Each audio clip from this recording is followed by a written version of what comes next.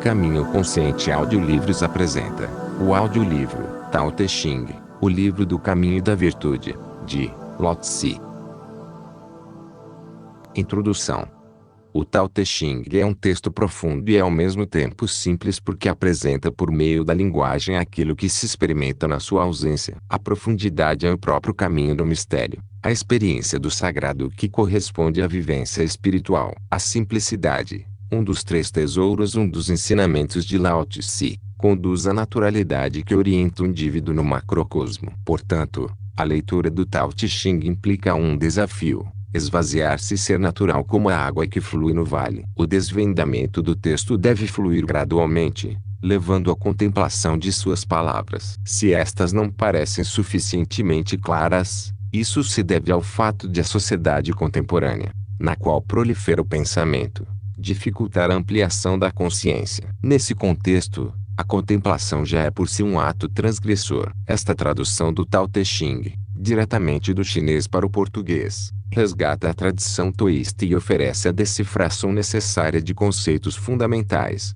respeitando a estrutura original do texto em chinês clássico em detrimento de frases mais convencionais em língua portuguesa. Desse modo, o leitor pode estabelecer nexos, coordenar e reconstituir relações entre os conceitos, traduzindo-os em experiências e proporcionando à leitura a suave alegria da vivência de um ensinamento.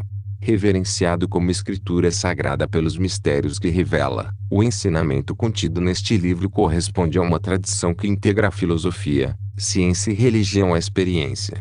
O termo taoísta é formado por dois ideogramas chineses, Tao, que significa caminho, exprimindo a ideia de origem de todas as coisas, e Jiao, que significa ensinamento. Portanto, taoísmo corresponde à tradição que vem do passado, que revela a origem. Por isso, o caminho da imortalidade, objetivo dos taoístas, é denominado via do retorno, indicando a volta ao princípio. Nesse caminho, a virtude se efetiva através da mediação de consciência e da compreensão dinâmica do universo para resgatar a ordem natural da vida.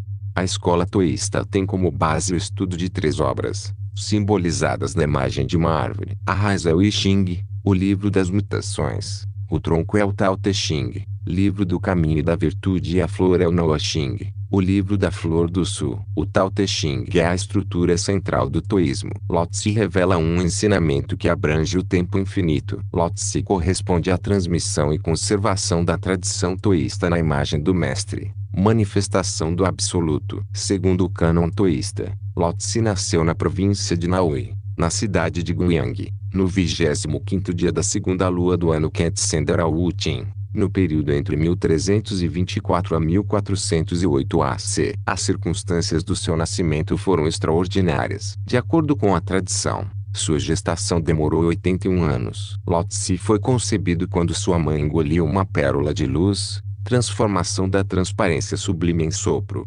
através da essência do sol. Seu pai era um famoso alquimista da dinastia Song que ascensionou com mais de 100 anos, envolvido pelos dragões celestiais. Sua mãe era considerada a encarnação do sopro Yin do céu anterior, sendo ao mesmo tempo sua mestra. Lao Tse nasceu do lado esquerdo das costelas da Sagrada Mãe, no jardim da família sob uma árvore de nome Li, a ameixeira, com cabelos brancos e orelhas grandes. Por isso, recebeu o nome de Lao Tse, filho velho, e Lier, orelha grande da ameixeira. Lao Tse tem também sentido de senhor do fim e do princípio, já que velho representa o fim enquanto filho representa o início. Sua juventude foi vivida no condado de Ku, localizado entre Longsan, Monte Dragão, e Gunusui, Ryugu. Quando o imperador tirano Zhou assumiu o poder, Lao Tse mudou-se para a região sul do Xishan, no território do rei Wen, fundador da dinastia Zhou. Foi convidado pelo rei Wen para ser responsável pela biblioteca real. Mais tarde,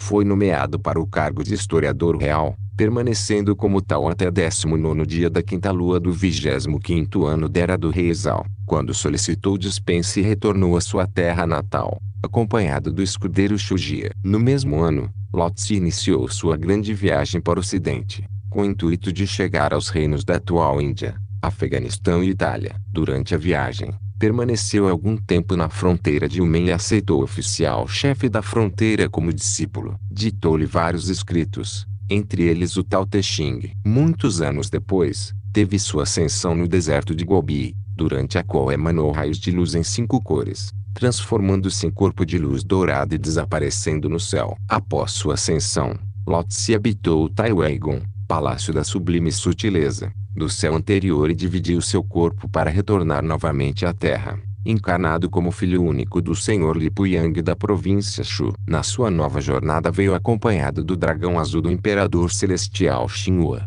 transformado em carneiro azul. Depois de uma longa peregrinação, seu discípulo Ishi, o oficial da fronteira, foi atraído por um carneiro de pelo azul dourado. Ishi encontrou, na aldeia da família Li, a nova encarnação de Lao Tse. Diante de seu discípulo, a criança Lao Tse, de 3 anos de idade, revelou sua verdadeira imagem. Seu corpo cresceu, transformando-se em luz dourada branca. Cercado de inúmeros imortais celestiais, Lao Tse pronunciou mais um ensinamento, o Tratado Maravilhoso do Princípio Solar do Tesouro do Espírito, Ling Bao e Guanyang Miao Xing. Após concluir seu ensinamento, os 200 membros da família Li ascensionaram, seguidos por Lao Tse e Ishi. Isso aconteceu no dia 28 de abril de 1118 AC. Depois do segundo nascimento e ascensão, Lao Tse ainda retornou inúmeras vezes para transmitir os ensinamentos e para ordenar as novas tradições. Por isso, é chamado pelos taoístas como sublime patriarca do caminho. Lao Tse propõe a apreensão do mistério. Suas palavras superam a própria forma, o próprio texto. O desvendamento gradual do ensinamento,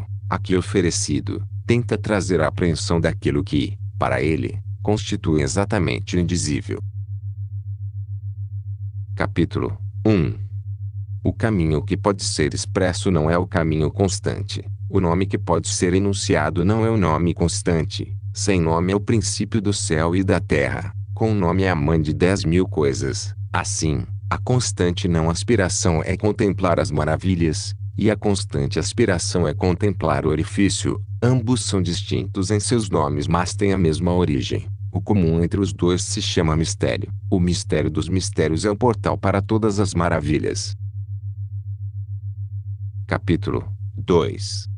Quando os seres sob o céu reconhecem o belo como belo, então isso já se tornou um mal, e reconhecendo o bem como bem, então já não seria um bem. A existência e a inexistência geram-se uma pela outra, o difícil e o fácil completam-se um ao outro, o longo e o curto estabelecem-se um pelo outro, o alto e o baixo inclinam-se um pelo outro, o som e a tonalidade são juntos um com o outro, o antes e o depois seguem-se um ao outro. Portanto, o homem sagrado realiza a obra pela não ação, e pratica o ensinamento através da não palavra. Os 10.000 seres fazem, mas não para se realizar. Iniciam a realização, mas não a possuem. Concluem a obra sem se apegar, e justamente por realizarem sem apego, não passam. Capítulo 3. Não valorizando os tesouros, mantém-se o povo alheio à disputa, não enobrecendo a matéria de difícil aquisição. Mantém-se o povo alheio à cobiça, não admirando o que é desejável. Mantém-se o coração alheio à desordem. O homem sagrado governa, esvazia seu coração, enche seu ventre, enfraquece suas vontades, robustece seus ossos. Mantém permanentemente o povo sem conhecimentos e desejos. Faz com que os de conhecimento não se encorajem e não hajam. Sendo assim, nada fica sem governo. Capítulo 4. O caminho é o vazio, e seu uso jamais o esgota. É imensuravelmente profundo e amplo, como a raiz dos 10.000 seres, cegando o corte, desatando o nó, harmonizando-se a luz, igualando-se à poeira, límpido como a existência eterna. Não sei de quem sou filho, venho de antes do Rei Celeste. Capítulo 5. O céu e a terra não são bondosos, tratam os 10.000 seres como cães de palha. O homem sagrado não é bondoso, trata os homens como cães de palha. O espaço entre o céu e a terra assemelha-se a um fole, é um vazio que não distorce, seu movimento é a contínua criação. O excesso de conhecimento conduz ao esgotamento, e não é melhor do que manter-se no centro. Capítulo 6. O espírito do vale nunca morre, isso se chama orifício misterioso. A porta do orifício misterioso é a raiz do céu e da terra. Seja suave e constante, usufruindo sem se apressar. Capítulo 7. O céu é constante, a terra é duradoura, O que permite a constância e a duração do céu e da terra é o não criar para si, por isso são constantes e duradouros. Assim, o homem sagrado deixa seu corpo para trás e o corpo avança, além do corpo. O corpo permanece, através do não-corpo, conclui o corpo. Capítulo 8. A bondade sublime é como a água. A água, na sua bondade, beneficia os 10.000 seres sem preferência, permanece nos lugares desprezados pelos outros, por isso assemelha-se ao caminho. Viva com bondade na terra, pense com bondade, como um lago, conviva com bondade, como irmãos, fale com a bondade de quem tem palavra, governe com a bondade de quem tem ordem, realize com a bondade de quem é capaz, haja com bondade todo o tempo. Não dispute, assim não haverá rivalidade. Capítulo 9. O que é mantido cheio não permanece até o fim. O que é intencionalmente polido não é um tesouro eterno. Uma sala cheia de ouro e jade é difícil de ser guardada. Riqueza e nobreza somadas à arrogância, trazem para si a própria culpa. Concluir o nome, terminar a obra, retirar o corpo. Este é o caminho do céu. Capítulo 10. Quem conduz à realização do corpo por abraçar a unidade, pode tornar-se indivisível. Quem respira com pureza por alcançar a suavidade, pode tornar-se criança. Quem purifica através do conhecimento do mistério, pode tornar-se imaculado. Ame o povo e governe o reino através do não conhecimento. Ilumine e clareie os 4 cantos através da não ação. Abra e feche a porta do céu através da ação feminina. O que gera e cria, gera mas sem se apossar, age sem querer para si, cultiva mas sem dominar, chama-se misteriosa virtude. Capítulo 11.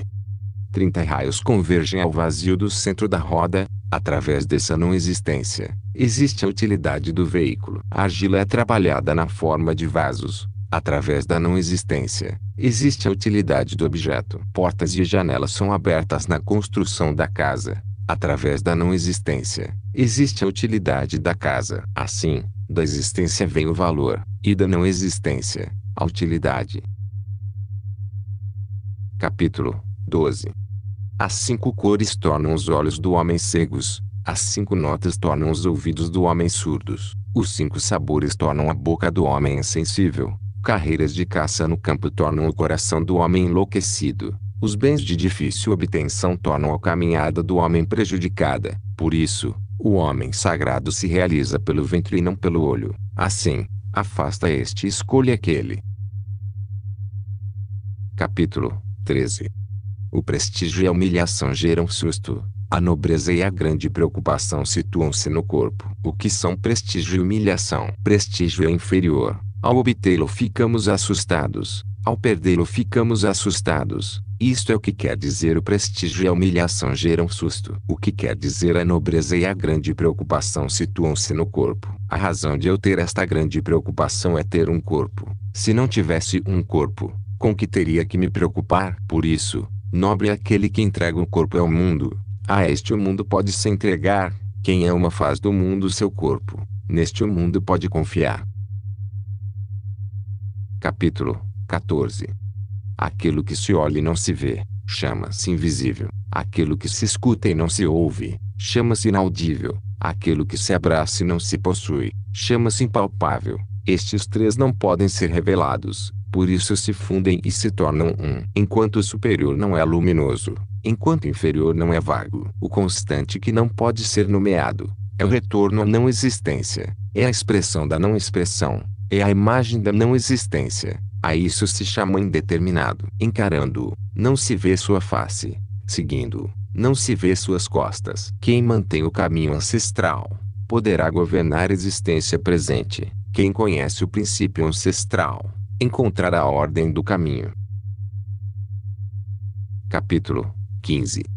Os bons realizadores da antiguidade eram sutis, maravilhosos, misteriosos e despertados. Eram profundos e não podiam ser compreendidos. E justamente por não poderem ser compreendidos, é preciso esforçar-se para ilustrá-los. Receosos como quem atravessa um rio no inverno, cautelosos como quem teme seus vizinhos, reservados como o hóspede, solúveis como o gelo fundente, genuínos como a madeira bruta, vazios como os vales, entorpecidos como as águas turvas. O turvo, através da quietude, torna-se gradualmente límpido.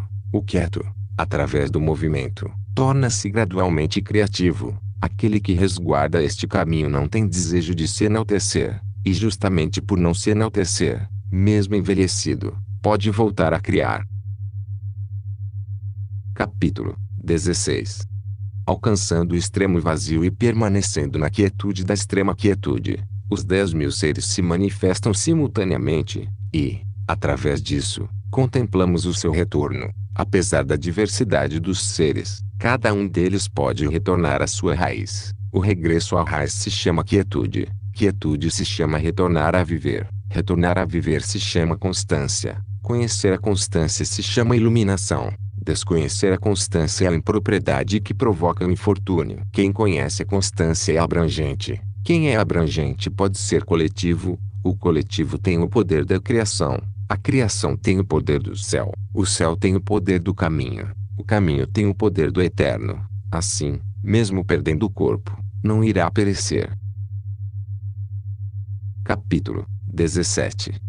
Do Supremo, o inferior tem apenas ciência da existência, do estado que o sucede, intimidade ou admiração, do estado seguinte, temor ou desprezo. Não havendo suficiente confiança, surge a desconfiança. Quem valoriza a palavra, realiza a obra sem deixar rastros. Assim, o povo achará que surgiu por si, naturalmente. Capítulo 18. Quando se perde o grande caminho, surgem a bondade e a justiça. Quando aparece a inteligência, surge a grande hipocrisia. Quando os 6 parentes não estão em paz, surgem o amor filial e o amor paternal. Quando há desordem e confusão no reino, surge o patriota. Capítulo 19. Anule o sagrado e abandone a inteligência, e o povo 100 vezes se beneficiará. Anule a bondade e abandone a justiça, e o povo retornará ao amor filial e ao amor paternal. Anule a engenhosidade e abandone o interesse, e não haverá mais ladrões nem roubos. Se estas 3 frases ditas não são o suficiente, então faça existir aquilo em que se possa confiar, encontrando e abraçando a simplicidade, reduzindo o egoísmo e diminuindo os desejos. Capítulo 20.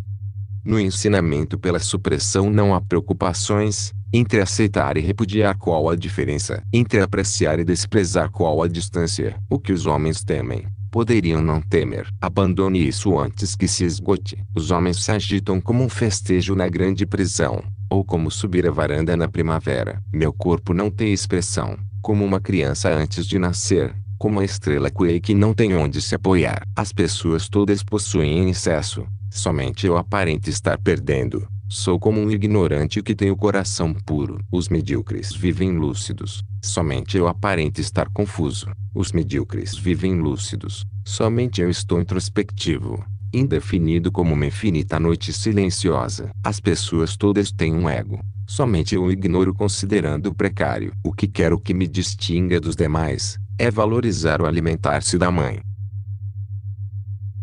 Capítulo 21.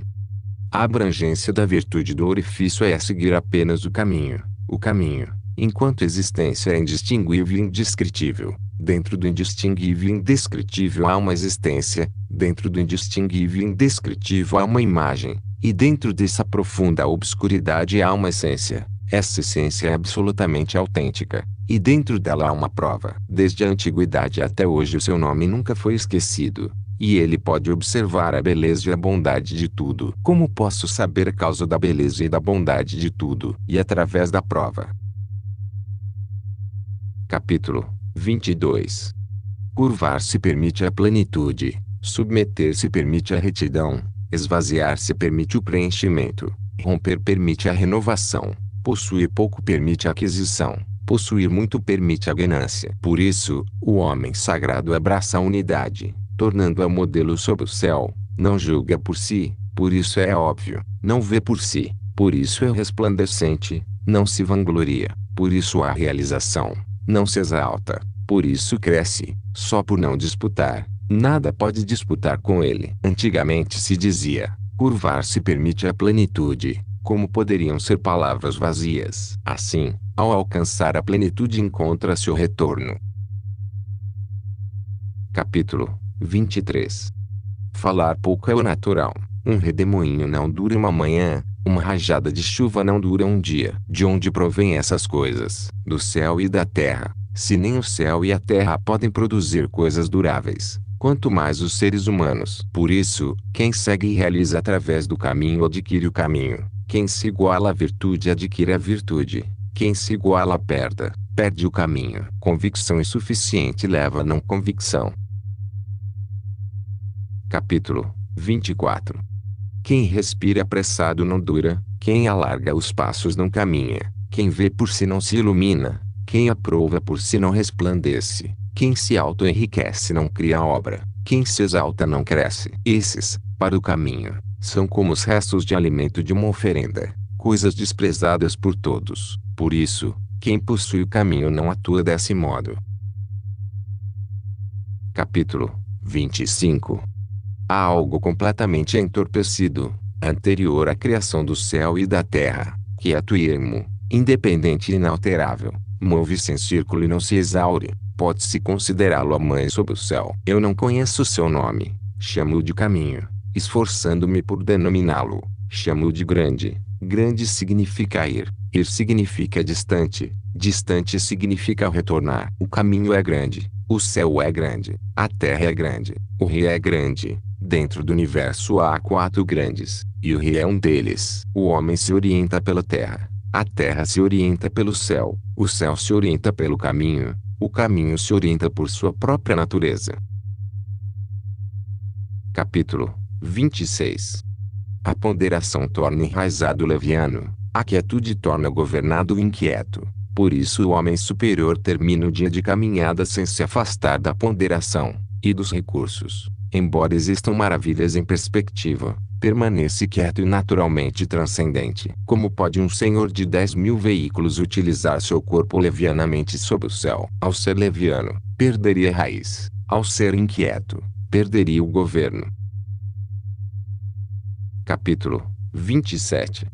A boa caminhada não deixa rastros ou pegadas. A boa palavra não deixa imperfeição para críticas. O bom cálculo não utiliza medida nem números. A boa porta não necessita de ferrolho para ser fechada, e não pode ser aberta. O bom nó não necessita de corda para ser atado, e não pode ser desatado. Assim, o homem sagrado é constante e bondoso, salva os homens e não abandona os homens. É constante e bondoso, salva coisas e não abandona coisas. Isso se chama herdar a luz. O homem bom é mestre daquele que não é bom. O homem que não é bom é o recurso daquele que é bom. Quem não valoriza seu mestre e quem não ama seu recurso, mesmo inteligente, permanece enormemente desorientado. A tudo isso denomina-se maravilha essencial.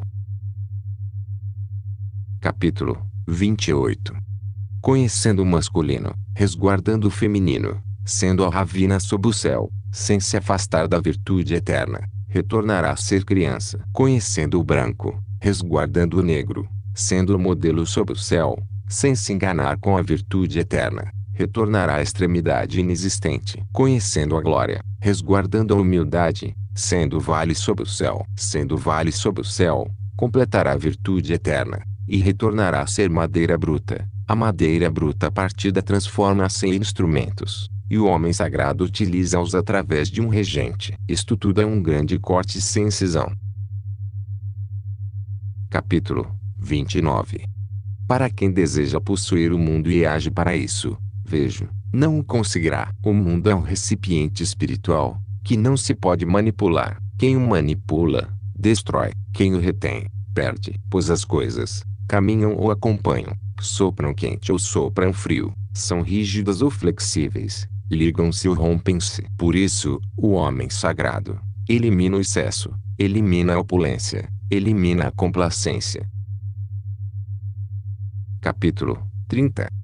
Aquele que utiliza o caminho para auxiliar o Senhor dos homens, não utiliza a arma e a força, sob o céu, pois esta atividade beneficia o revide. Onde o exército se instala, surgem espinhos e ervas secas. Por isso o homem bom é determinado, porém cauteloso, não utiliza a força para conquistar, é determinado sem se orgulhar, é determinado sem se envaidecer, é determinado sem se glorificar, é determinado sem se tornar excessivo, isto é, determinado, porém sem se esforçar. Coisas exuberantes dirigem-se à velhice. Isso se chama negar o caminho. Negando o caminho irá falecer cedo. Capítulo 31. As boas armas são recipientes de desventura. Os seres as detestam. Por isso, os que guardam o caminho não as compartilham. O homem superior, na residência, honra o esquerdo. Na utilização da arma honra o direito. A arma é o recipiente da desventura. Não é o recipiente do homem superior. Seu uso é apenas para o inevitável. O superior é como uma chama serena, por isso, não se maravilha. Ao maravilhar-se certamente teria prazer. Tal prazer mata o homem. Aquele que tem prazer em matar, não pode triunfar sob o céu. Por isso, assuntos venturosos valorizam o esquerdo. Assuntos funestos valorizam o direito. Sendo assim, o general auxiliar encontra-se à esquerda. O general superior encontra-se à direita. Suas palavras são tratadas como rito fúnebre. Matam muitas pessoas. Por estas, chora-se de tristeza. A guerra vencida é tratada como rito fúnebre. Capítulo 32. O caminho é eterno e não tem nome. É genuíno e, embora pequeno, o mundo não tem coragem de dominá-lo. Se reis e príncipes pudessem preservá-lo, os 10.000 seres iriam por si próprios obedecer. Quando o céu e a terra unem-se, para escorrer o doce orvalho, o povo não pode interferir nisso, que por si é uniforme. O princípio domina a existência e o nome. Então o nome passa a existir, e irá também saber cessar. Sabendo cessar não perecerá. A relação do mundo com o caminho é como a dos riachos e vales com os rios e mares. Capítulo 33. Quem conhece os homens é inteligente. Quem conhece a si mesmo é iluminado. Vencer os homens é ter força. Quem vence a si mesmo é forte. Quem sabe contentar-se é rico. Agir fortemente é ter vontade. Quem não perde a sua residência, perdura. Quem morre mas não perece, eterniza-se. Capítulo 34. O grande caminho é vasto, pode ser encontrado na esquerda e na direita. Os 10.000 seres dele dependem para viver, e ele não os rechaça. Conclui a obra sem mostrar a sua existência. É o manto que cobre os 10.000 seres, sem agir como o Senhor, podendo ser chamado de pequeno. Os 10.000 seres voltam para ele, sem que haja como Senhor, podendo ser chamado de grande. Assim o homem sagrado nunca age como grande, por isso pode atingir sua grandeza. Capítulo 35. Conservando a grande imagem, o mundo passa sem danos, com tranquilidade, serenidade e supremacia. A música e as iguarias, para um viajante, as palavras que nascem do caminho, são insossas, carecem de sabor. Olhar não é suficiente para vê-lo, escutar não é suficiente para ouvi-lo, usar não é suficiente para esgotá-lo. Capítulo 36. Para querer iniciar o recolhimento, é necessário consolidar a expansão. Para querer iniciar o enfraquecimento, é necessário consolidar o fortalecimento. Para querer iniciar o abandono, é necessário consolidar o amparo. Para querer iniciar a subtração, é necessário consolidar o aumento. Isto se chama breve iluminação. O suave e o fraco vencem o rígido e o forte. Os peixes não podem separar-se do lago. O reino que tem o instrumento afiado, não pode colocá-lo à vista do homem. Capítulo 37. O caminho é uma constante não ação, que nada deixa por realizar. Se reis e príncipes pudessem resguardá-lo, os 10.000 seres se transformariam por si. Porém, se na transformação despertassem desejos, eu iria estabilizá-los através da simplicidade do sem nome. A simplicidade do sem nome também se inicia no não desejo. O não desejo traz quietude. O céu e a terra, por si, estarão em retidão. Capítulo 38. A virtude superior não é virtude. Assim, possui a virtude. A virtude inferior não perde a virtude. Assim, não possui a virtude. A virtude superior é não ação, pois não utiliza ação. A virtude inferior é ação, que faz uso da ação. A bondade superior é ação, porém não utiliza a ação. A justiça superior é ação, que faz uso da ação. A suprema polidez é a ação que, se não obtém correspondência, repele usando o braço como reação. Por isso, a perda do caminho segue-se então a virtude. A perda da virtude segue-se então a bondade. A perda da bondade segue-se então a justiça. A perda da justiça segue-se então a polidez. Assim a polidez é o empobrecimento da fidelidade e da confiança.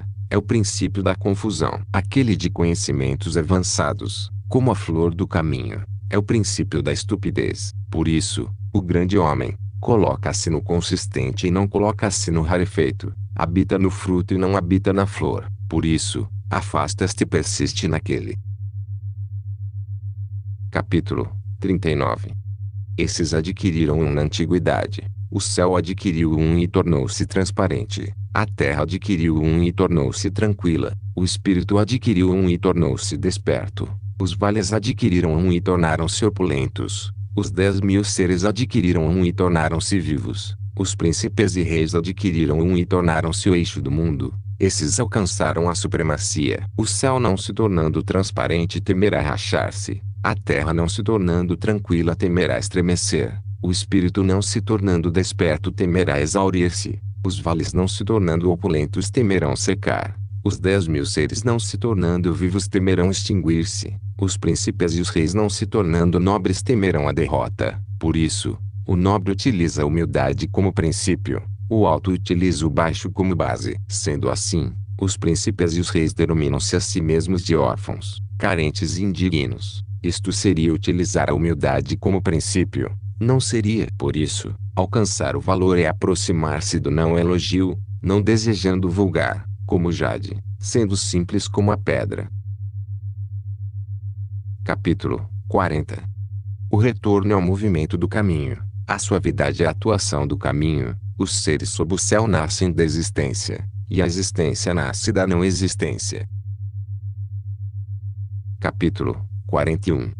O homem superior ao ouvir sobre o caminho, esforça-se para poder realizá-lo. O homem mediano ao ouvir sobre o caminho, às vezes o resguarda, às vezes o perde. O homem inferior ao ouvir sobre o caminho, trata as gargalhadas. Se não fosse tratado as gargalhadas, não seria suficiente para ser o caminho. Por isso, as seguintes palavras sugerem: a iluminação do caminho é como se fosse a obscuridade. O avanço do caminho é como se fosse o retrocesso. As planícies do caminho são como se fossem iguais. A virtude superior é como se fosse o comum. A grande brancura é como se fosse o sujo. A virtude ampla é como se fosse insuficiente. Construir a virtude é como se fosse roubar. A consistência verdadeira é como se fosse o instável. O grande quadrado não tem ângulos. O grande recipiente conclui-se tarde. O grande som carece de ruído. A grande imagem não tem forma. O caminho é invisível e não tem nome assim. Apenas o caminho é bom em auxiliar e concluir.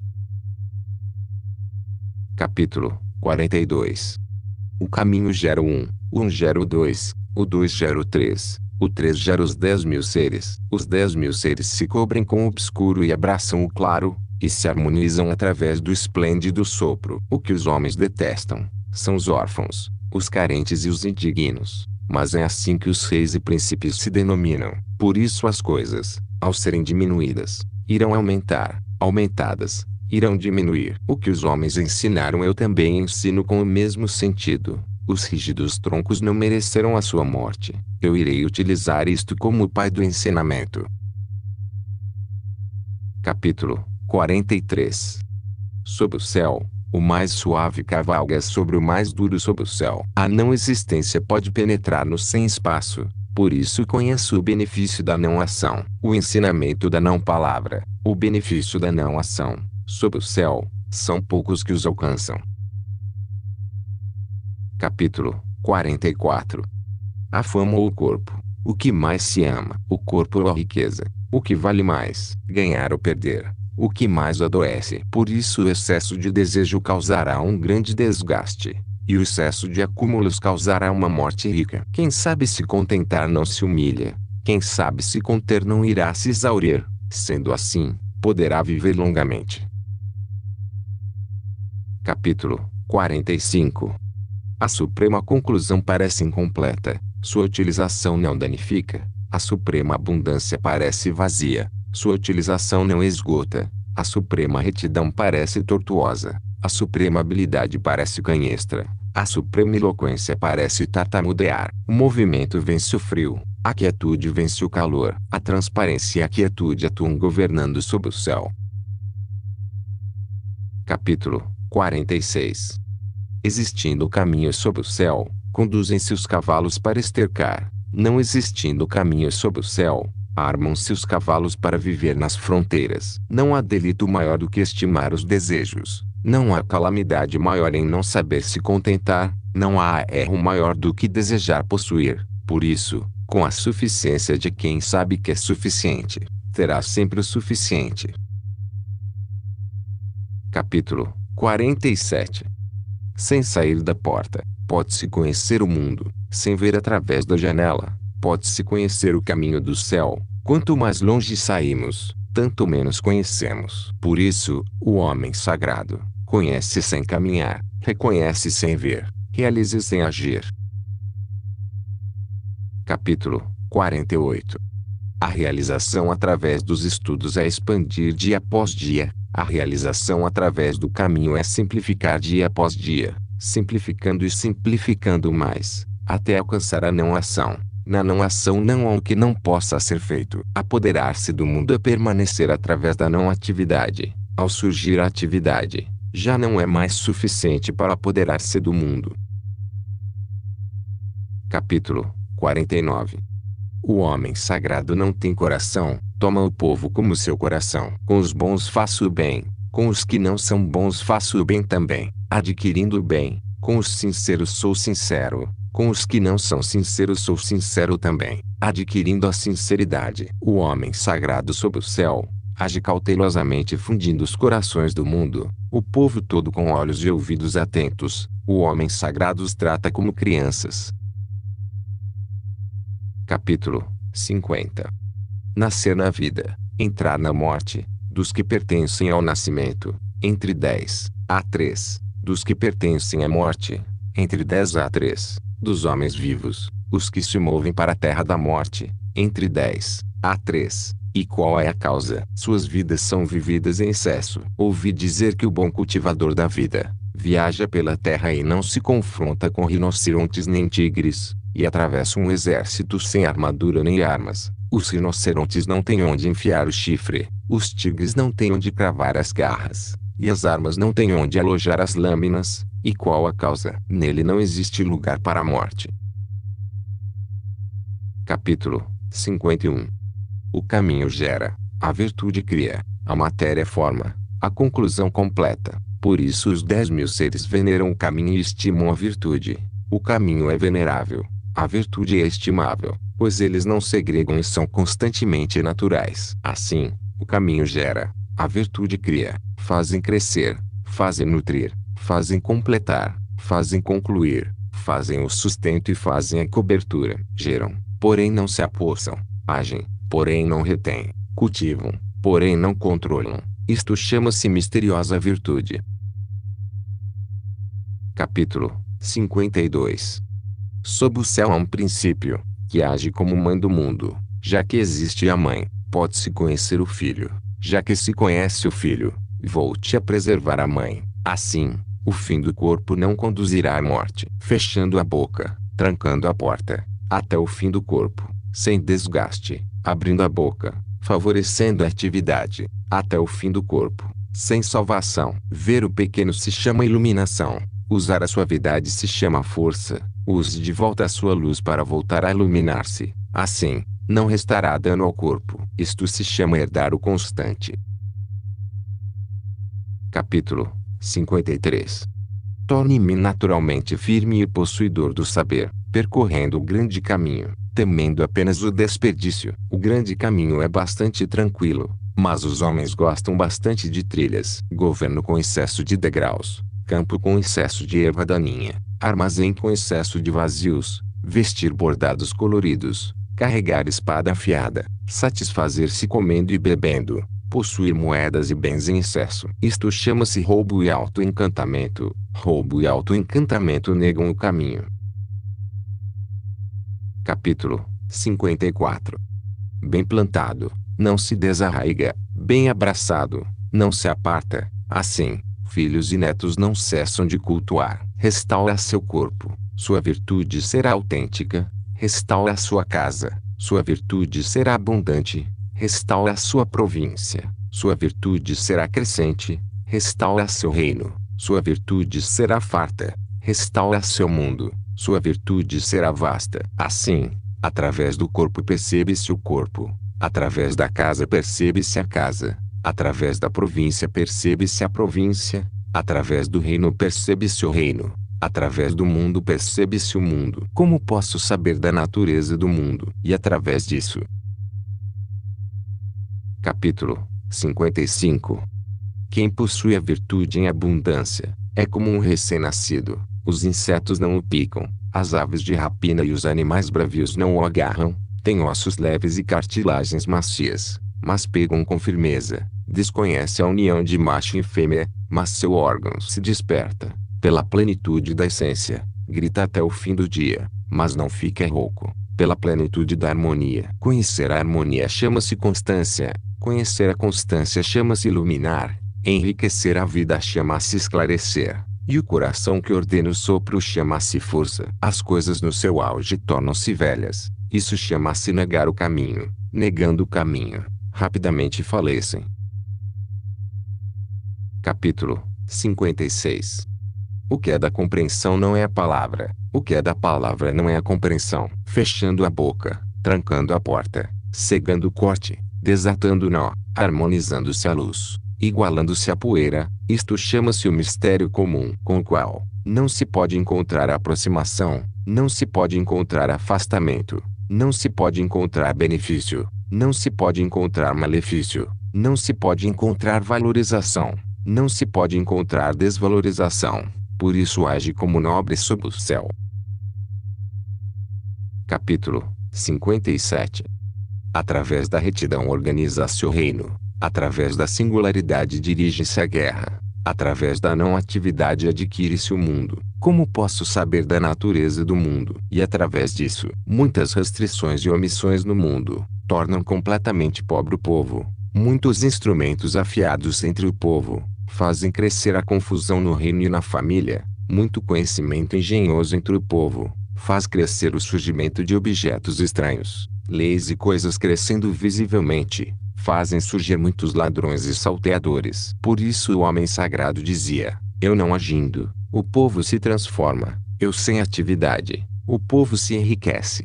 Eu bem tranquilo, o povo se retifica. Eu sem desejos, o povo se simplifica.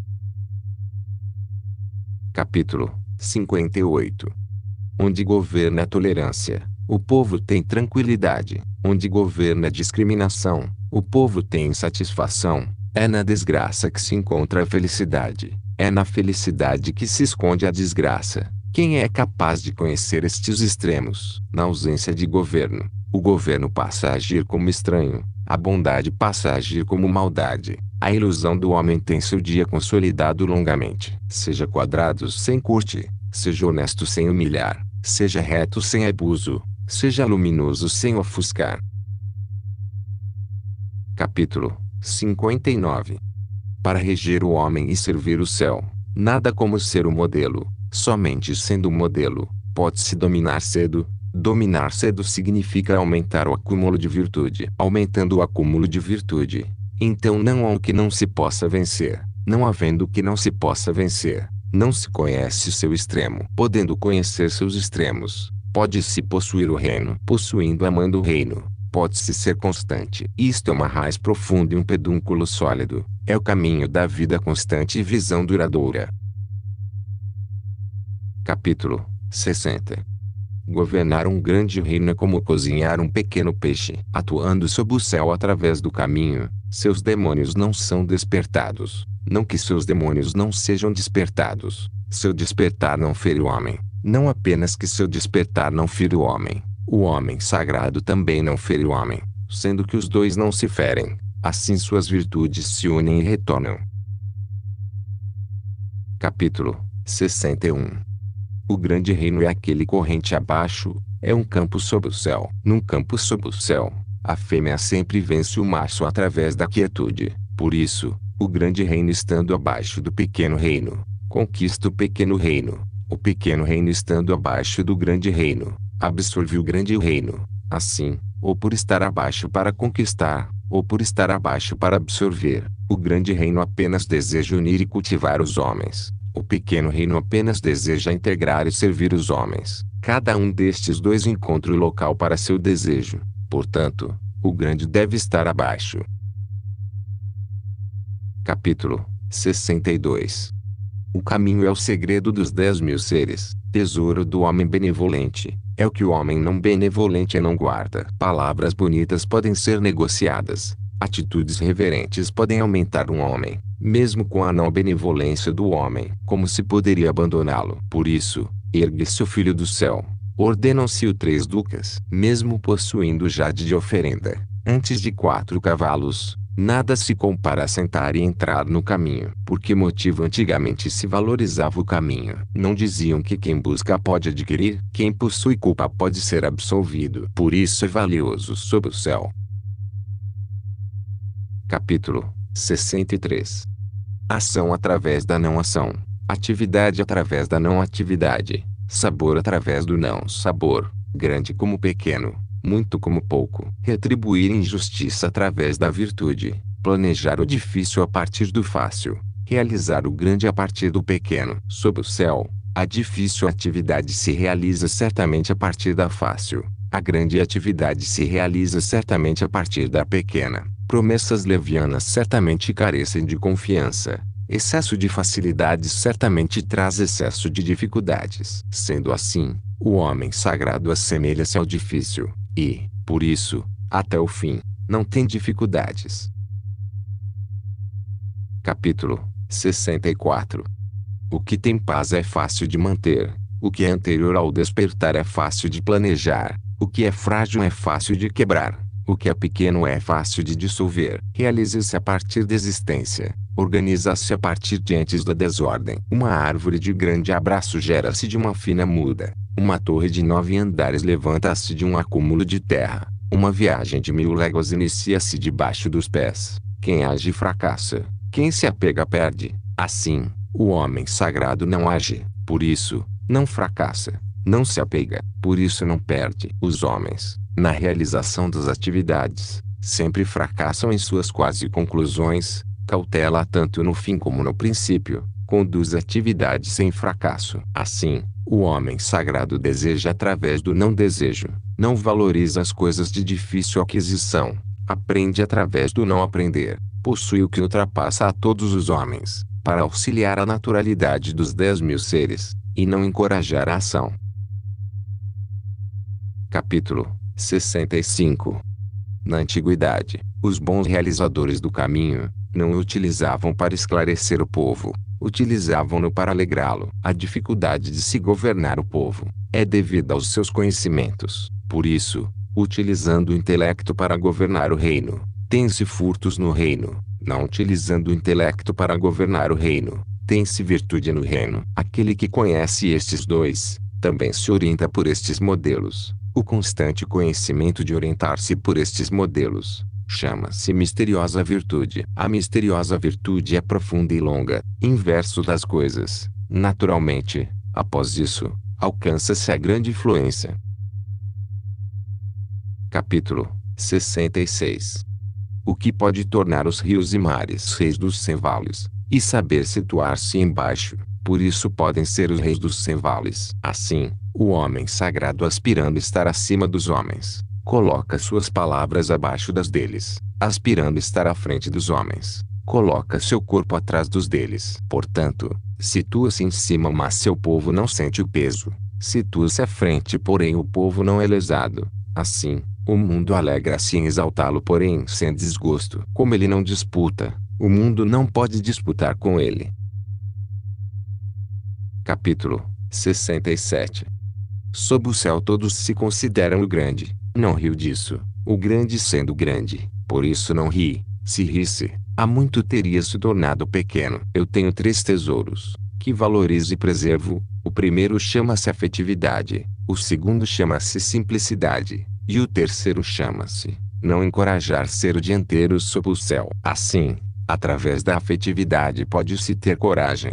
Através da simplicidade pode-se ter amplitude. Não encorajando ser o dianteiro sob o céu, pode-se concluir o instrumento do eterno. Hoje, abandonando a afetividade e tendo coragem, abandonando a simplicidade e tendo amplitude, abandonando o ulterior e tornando-se o dianteiro, isso é morrer. Através da afetividade, com a manifestação, é ordenada a retidão. Com o resguardo, é ordenada a adoração. Quando o céu quer salvar, utiliza a afetividade como proteção. Capítulo 68. Na antiguidade, os bons praticantes de cavalheirismo não eram belicosos, bons em guerrear, sem ira, bons em vencer os inimigos, sem disputa, bons em empregar os homens, agindo como inferior. Isso se chama a virtude da não disputa. Isso se chama a força de empregar os homens. Isso se chama a supremacia da união com o céu e a antiguidade. Capítulo 69. Sobre o uso da arma Ectares um provérbio. Não me encorajo a agir como anfitrião. Prefiro agir como hóspede. Não me encorajo em avançar uma polegada. Prefiro recuar um pé. Isso se chama mover não movendo. Agarrar não abraçando. Defender não lutando. Enfrentar sem inimizade. Não há desgraça maior do que humilhar o inimigo. Humilhando o inimigo, então, arriscamos perder nosso tesouro. Por isso, no confronto onde as armas que se igualam, vence, então, o que está entristecido. Capítulo 70.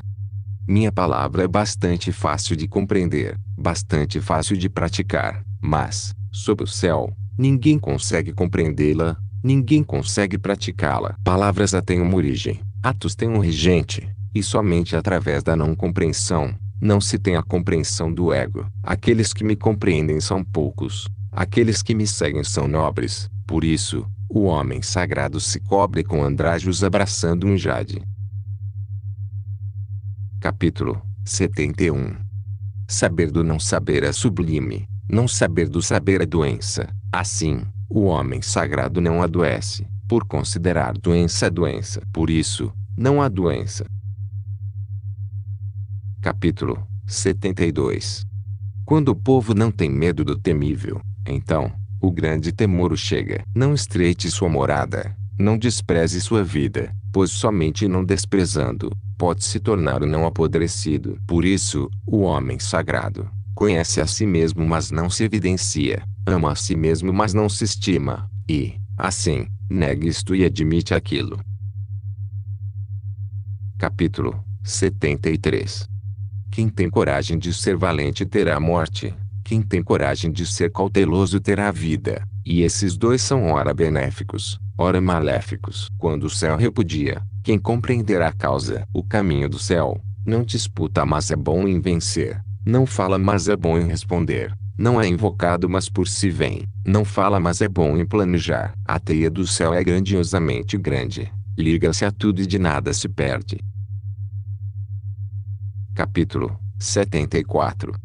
O povo constante não teme a morte, como se pode intimidá-lo usando a morte? Se considero estranho esse constante que não teme a morte, devo, sinceramente, matar, mesmo reconhecendo sua coragem. O constante possui o encargo de matar e mata. O homem que tomar o lugar no encargo de matar, será como substituir o grande lenhador ao serrar. O homem que substituir o grande lenhador ao serrar, raramente não machucará a mão. Capítulo 75.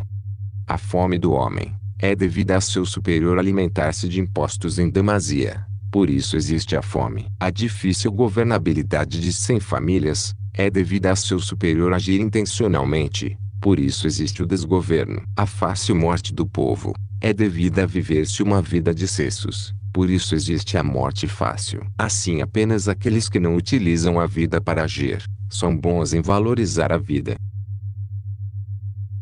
Capítulo 76.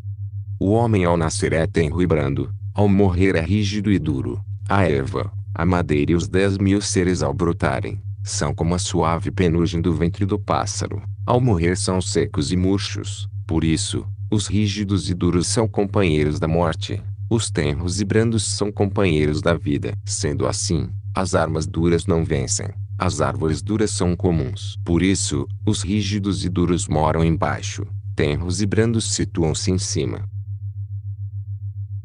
Capítulo 77.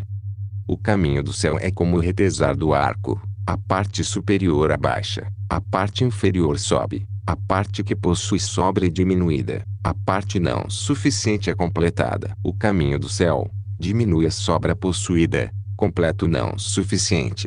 Mas o caminho do homem não se orienta assim, diminuindo o não suficiente, para oferecer ao que possui sobra. Mas quem pode possuir sobra para oferecer ao mundo? Somente aquele que possui o caminho. Por isso, o homem sagrado age sem querer para si, conclui a obra mas não se apega, e não deseja mostrar sua iminência. Capítulo 78. Sob o céu, nada é mais suave e brando que a água. No entanto, para atacar o que é rígido e duro, nada pode se adiantar a ela, nada pode substituí-la. Assim, a suavidade vence a força, o brando vence o duro. Sob o céu, não há quem não saiba, não há quem possa praticá-lo. Por isso o homem sagrado disse: aceitar as impurezas do reino, chama-se reger o cereal e a terra. Aceitar as desventuras do reino, chama-se reinar sob o céu. As palavras corretas parecem contrárias. Capítulo 79. Ao se conciliar um grande rancor, certamente ainda se terá um resto de rancor. Então como se pode agir bem? Sendo assim, o homem sagrado toma o sinal esquerdo e não critica as pessoas. Por isso, quem tem virtude se orienta pelo sinal, quem não tem virtude se orienta pelo vestígio. O caminho do céu não cria intimidade, mas acompanha sempre o homem bom. Capítulo 80. Um pequeno reino de poucos habitantes, mesmo que possua um utensílio para dezenas de centenas, não usa. Faça o povo valorizar a morte e não viajar longe, possuindo barcos e carruagens mas não tendo onde usá-los, possuindo armas e armaduras mas não tendo onde enfileirá-las. Faça o povo retornar aos nós em cordial seu uso, então serão doces seus alimentos, belas suas roupas, pacíficas suas moradias, alegres seus costumes. Que os reinos vizinhos estejam à vista, que o som de galos e cachorros sejam ouvidos, faça o povo alcançar a velhice sem ter que ir e vir. Capítulo 81. Palavras confiáveis não são belas, palavras belas não são confiáveis. Quem sabe não é abrangente, quem é abrangente não sabe, quem é bom não discute, quem discute não é bom. O homem sagrado não acumula. Quanto mais faz para os homens, mais tem. Quanto mais dá aos homens, mais aumenta. O caminho do céu é favorecer e não prejudicar. O caminho do homem sagrado é fazer e não disputar. Fim. Você ouviu o audiolivro Tao Te Ching, o livro do caminho da virtude, de Lao Tse. Agradecemos a todos que ouviram esse audiolivro. Deixe o seu like. Assine o canal para ouvir mais audiolivros.